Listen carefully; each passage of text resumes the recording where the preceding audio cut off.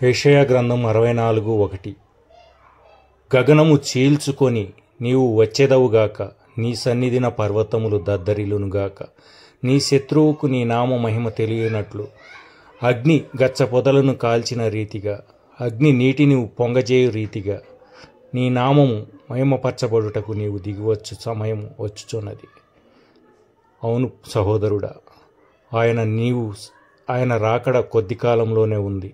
నీవు ఇంకనూ తెలుసుకొనకపోతే నీ జీవితం ఆ అగ్ని గంధకాల్లో కాలక తప్పదు. నిన్ను విమోచించుటకు, నిన్ను రక్షించుటకు ఆ శిలువలో ఆయన తన ఆఖరి రక్తపు బొట్టు వరకు కార్చిన దేవుడు. ఆయనను విశ్వసించక ఆయన రాకడ వరకు నిరీక్షించిన ఎడల, నీవు ఇంకనూ ఆయనను శత్రువుగా చూసిన ఎడల ఆయన ప్రేమను పోగొట్టుకుంటున్నావు, ఆయన కృపను కోల్పోతున్నావు. ఆలోచించు. ఆయన రాకడ ఎంత భయంకరమైనదో, ఎంత శోధన నీకు మిగులుతుందో ఆలోచించు. సమయం ఉండగానే నీవు దేవుణ్ణి చేరుకో. ఆయన ప్రేమను ఎరుగు. ఆయనను శత్రువుగా చూడక ఆయనను తండ్రిగా చూడు. ఆయన ప్రేమామయుడు. నీ కొరకు నిత్యము ప్రార్థన విజ్ఞాపన చేయుచున్నవాడు. నీ కొరకు నిత్యము కన్నీరు కార్చుచున్నవాడు.